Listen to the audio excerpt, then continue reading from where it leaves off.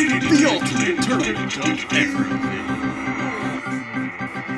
Welcome to this scouting report for the Tournament of Everything, where we look at one competitor in the list of infinity and figure out what makes them special.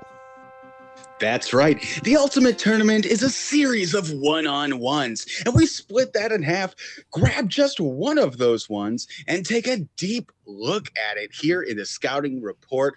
Rob, why don't you randomly generate our Scouting Reported contestant now? Our randomly generated from Wikipedia as of this moment competitor is the Oropom language, which is an African language, possibly spurious, but if real, almost certainly extinct.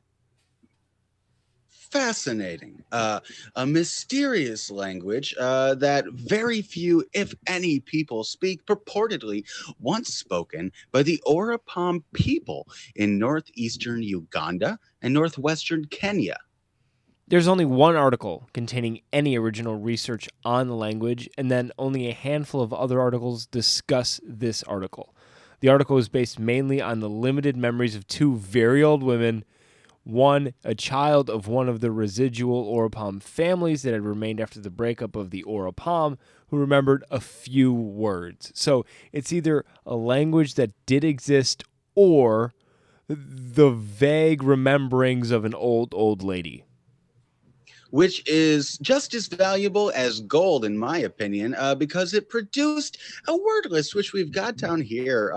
Words such as arrow, pronounced motit. Words such as to boil water, pronounced mock.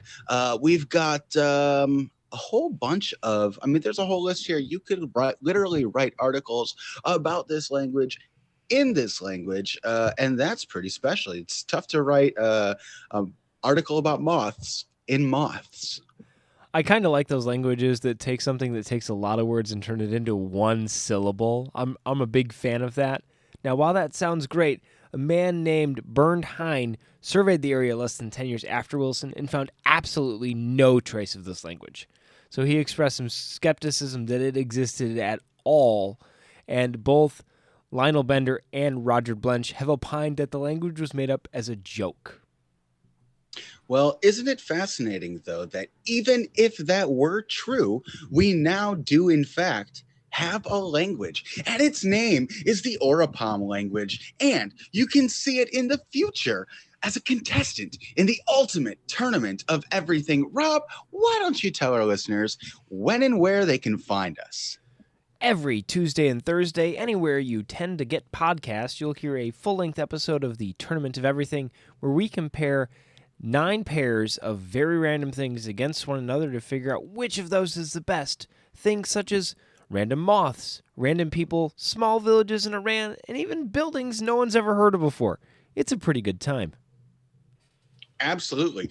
And if you know how to say it's a pretty good time in the Oropom language, you can let us know through Anchor FM, and maybe we'll play it during the next episode of The Ultimate Tournament of Everything.